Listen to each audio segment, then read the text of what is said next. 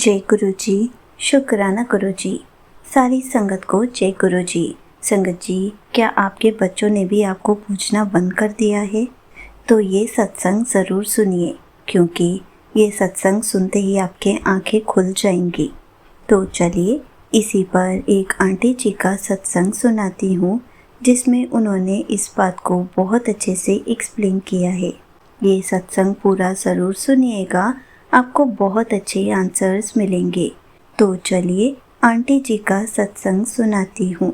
संगत जी, ज़िंदगी में एक ऐसा दौर आता है जब इंसान अपनी पूरी उम्र बच्चों को बड़ा करने में, उनकी ख्वाहिशें पूरी करने में लगा देता है। लेकिन जब वही बच्चे बड़े हो जाते हैं, अपनी ज़िंदगी में व्यस्त हो जाते हैं, तो माता पिता को अचानक एक अजीब सा खालीपन घेर लेता है। एक दिन ऐसा लगने लगता है कि बच्चों ने पूछना बंद कर दिया है। और ये विचार एक दीमक की तरह होते हैं। जब हम ऐसा सोचने लगते हैं तो हम अनजाने में ही अपने और अपने बच्चों के बीच एक बहुत बड़ी दीवार खड़ी कर लेते हैं। हम इस बात को अनदेखा कर देते हैं कि वो हमारे साथ ही रह रहे हैं। जब हमें ज़रूरत होती है तो वो हमारा काम करके दे रहे हैं, दवाइयाँ लाकर दे रहे हैं, घर में कोई भी सामान चाहिए वो लाकर दे रहे हैं, हमारे पास बैठकर हमसे बातें कर रहे हैं। लेकिन तब भी हम गलत सोचकर दूरियां बना लेते हैं।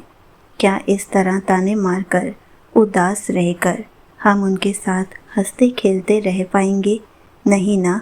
संगत जी, मेरे पति अंकल का कुछ समय पहले ही देहांत हो गया था और मेरा एक बेटा है जिसे मैंने बहुत ही लाड़ प्यार से पाला था।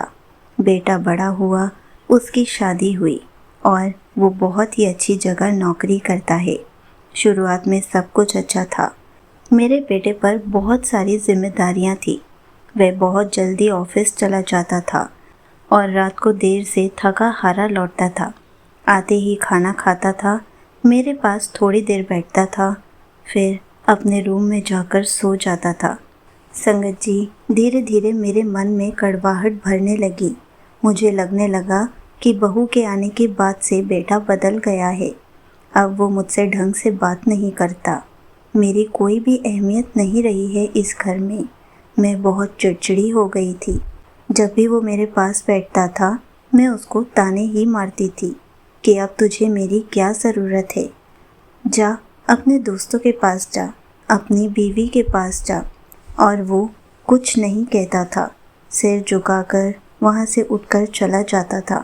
घर का माहौल इतना भारी हो गया था कि घर में हंसी मजाक पूरी तरह से ख़त्म हो गया था।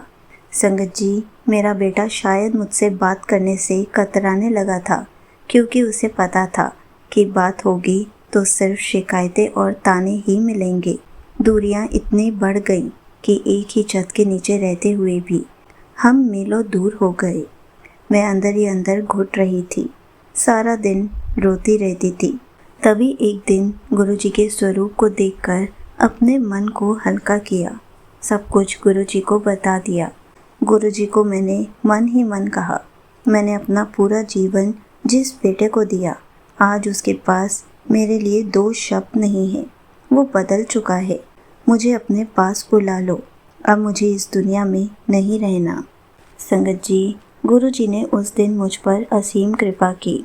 मुझे अपने सपने में दर्शन दिए और मुझे दिखाया कि मेरा बेटा ऑफिस में बैठा है। उसका बॉस उसके ऊपर चिल्ला रहा है, उसे काम का बहुत तनाव है। फिर उन्होंने दिखाया कि मेरा बेटा मेडिकल स्टोर पर खड़ा है और मेरे लिए दवाइयाँ खरीद रहा है। और उसके बाद गुरुजी आए और फिर मेरा सपना टूट गया। मुझे उस सपने का मतलब समझ में ही नहीं आया। मैंने गुरुजी के स्वरूप को देखकर कहा, आप मुझे क्या समझाना चाहते हो? मैं उस सपने के बारे में पूरा दिन सोचती रही। तभी मेरे दिमाग में एक थॉट आया कि मैं कहीं गलत तो नहीं सोच रही, कहीं मेरी गलत सोच ही दूरियां तो नहीं बना रही। क्योंकि मेरा बेटा थका हारा होता है, ऑफिस में बॉस की कितनी डांट खाता है, तब भी मेरे सारे काम करके देता है। मुझे एकदम से गुरुजी के सामने रोना आ गया। मैंने सोचा आज से मैं अपने बेटे को कोई ताना नहीं मारूंगी।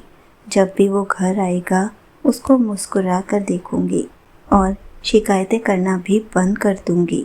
संगत जी, जिस दिन मुझे गुरुजी का इशारा समझ में आया, मैंने अपना नज़रिया पूरी तरह से बदल लिया था।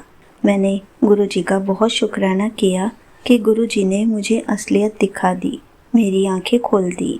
मैं तो अपने ही घर को नर्क बना रही थी। उस दिन जब बेटा शाम को थका हुआ घर लौटा तो मैंने उसको ताना नहीं मारा। मैंने उसको चाय का कप पकड़ाया और मैं उसके सामने बैठकर मुस्कुराई। मैंने उसके सिर पर प्यार से हाथ रखा और फेरा और कहा, तू बहुत थक गया है ना, जा मुंह हाथ धो ले, मैं तेरे लिए खाना लगा देती हूँ। वो हैरान रह गया। जो माँ महीनों से सिर्फ ताने मार रही थी, आज उसके चेहरे पर इतना सुकून कैसे है। उस रात मेरा बेटा मेरे पास आकर बैठा। उसने मेरे पैर दबाए और कहा, माँ मुझे पता है तुझे मुझसे बहुत शिकायतें हैं, लेकिन मैं उन सबको दूर करने की कोशिश करूँगा। मैं तुझसे बहुत प्यार करता हूँ। संगत जी, मेरी आंखों में आंसू छलक पड़े। मैंने अपने बेटे को गले लगा लिया और गुरुजी का शुक्राना किया कि मैंने अपने बेटे को इतना बड़ा किया है और आज भी उसको मेरी ज़रूरत महसूस होती है। संगत जी, दूरियां बेटे ने नहीं बनाई थी, दूरियां मेरी सोच ने बनाई थी। जब गुरुजी ने मेरी आंखें खोली तो मैंने उसको ताने मारना बंद किया, उसको मुस्कुरा कर चाय देना शुरू किया और उसने मेरे साथ फिर से बैठना शुरू कर दिया। अब घर का माहौल भी धीरे धीरे बदलने लग गया था। संगत जी, अब मुझे यह बात भी समझ में आ गई थी कि वृद्धाश्रम तो भरे पड़े हैं। कम से कम मेरा बेटा मेरे साथ तो रह रहा है, मेरी ज़रूरतों को पूरा कर रहा है। मुझे जो जो चाहिए होता है वो सब ला कर देता है। अब मैंने अपने बेटे से शिकायतें बंद कर दी थी और घर में वही पुरानी हंसी खुशी लौट आई। संगत जी, आज का वो टाइम है, मैं, मेरा बेटा और बहू सब साथ बैठकर हंसते हैं, खाना खाते हैं और बहुत सारी बातें करते हैं।